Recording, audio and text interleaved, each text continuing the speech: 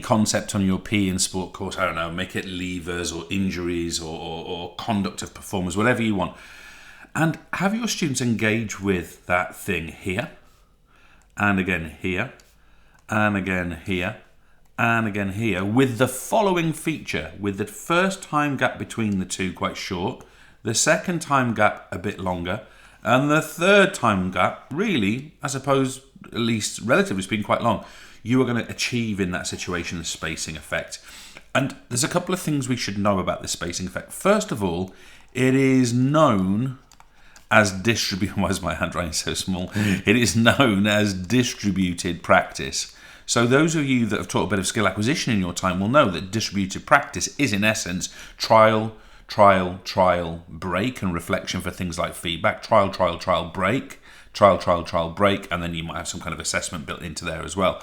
So we are talking about distributed practice to sort of achieve this. And one of the other things I want you to be aware of, guys, is what I'm about to say here. The evidence for what I'm about to say, evidence is overwhelming. So what I'm about to tell you here, which I think is quite impacting, is not to be doubted particularly strongly. Okay, it is a really strong evidence base for this, and it is this series of things here. If we do distributed learning, if we take a bit like we've got in that image on the left, if we do distributed learning, and let me actually draw it as if it was a distributed learning, ... and we'll put something else in here. What you're going to get is you're going to get enhanced, and I'll do longer dots this time, ... because of course the second gap has to be bigger. You're going to get enhanced learning, okay? And this is in comparison, I'll just put into brackets here, compared to what is known in the literature as cramming. Sometimes we call it back-to-back learning. It's the idea of one and done learning. You do topic 1 in lesson 1, topic 2 in lesson 2, topic 3, and you just keep moving through a course that way. Technically that's called cramming, or it's called one and done teaching, or it's called back-to-back learning. Okay, so what we're saying here is that distributed learning is far more impacting on learning, and specifically on what we would describe as durable memory. Okay, durable memory. So in our PE studies, whatever course we're teaching, we should find that if we get the space effect, memory of what we're going to be teaching is going to be far more durable for those students. Okay, so that's what we're expecting to be the case. I just want to repeat the two things. We've got repeated engagements. Let me choose a different color. Repeated engagements. The other point is the space between those engagements gets a little bit better. Now, I'm going to get into a little bit of science of this in a few moments' time, but one of the things I want you to realize here is our aim is to increase storage strength. That's what we're trying to do here. So we're trying to increase storage strength. And one of the ways that we do it is we systematically design our program so that the retrieval here, then here, then here should go down. Why? Because the gap is getting bigger between the last episode and the next one, okay? So actually what we're trying to do is we're trying to decrease retrieval strength. Now I'll get into this a bit later on, but this is actually a good thing for memory, okay? We sort of develop this slight struggle. We call it desirable difficulty. Now, what I want to sort of mention here is this kind of contest that we've got here, spaced versus back-to-back teaching and learning. I'm assuming for a second that a lot of us are what we've sort of been brought up on is kind of back-to-back teaching and learning in P. The idea of, exactly what I mentioned before, we move on lesson by lesson onto different content areas, and fairly rarely or non-strategically we come back to them. And maybe I might do a bit of that accidentally or inadvertently, or even because we feel like it, but we're not designing it, we're not structuring it. And what this is a design-specific methodology. Okay, so what we're saying here is if we take both information and skills, so what I mean by that is, by information I'm talking about, PE, knowledge, PE, understanding. By skills I'm talking about command word usage, writing, presenting, speaking, all of these things that are sort of skill based. What we're going to find is they are far better learned here. Okay, they are far better learned here, and we can call that spaced repetition. Okay, spaced repetition, that's what we mean by that distributed practice type environment. We'll come back to this term.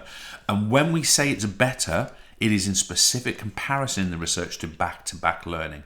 So if we think about back-to-back learning as a single lesson experience, I mentioned, I think, levers earlier on. I do levers in one lesson and we move on. That would be an example of back-to-back learning. This is significantly less impacting in terms of memory than revisiting over time. And no one will be surprised by that. I mean, it's fairly common sense. And the other point I want to get to, so two things to finish off here. I want to think about, this is very much introductory, by the way. Why is this important? Why in PE specifically should we care about this? Why is this more important in PE than it is in actually some of the subjects? Well, let's go through.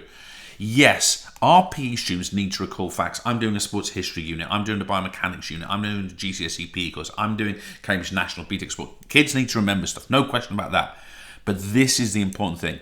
And we're going to come to this in the very next lesson.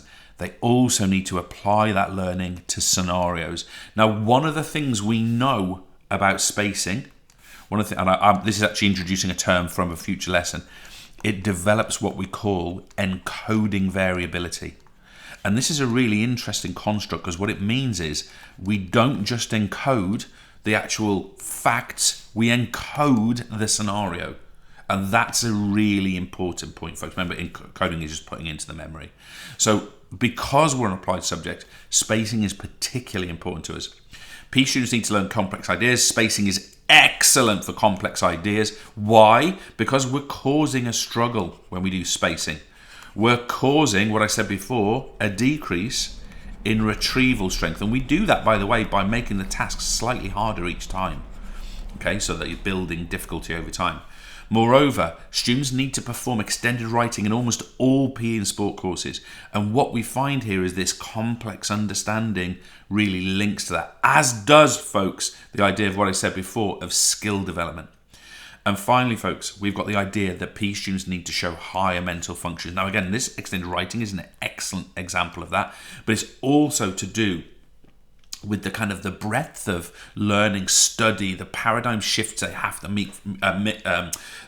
shift from sociocultural to physiological to biomechanical to psychological to learning, etc., etc. It's a very kind of a high level. Then there's performance, then there's coursework, then there's presentation in some courses.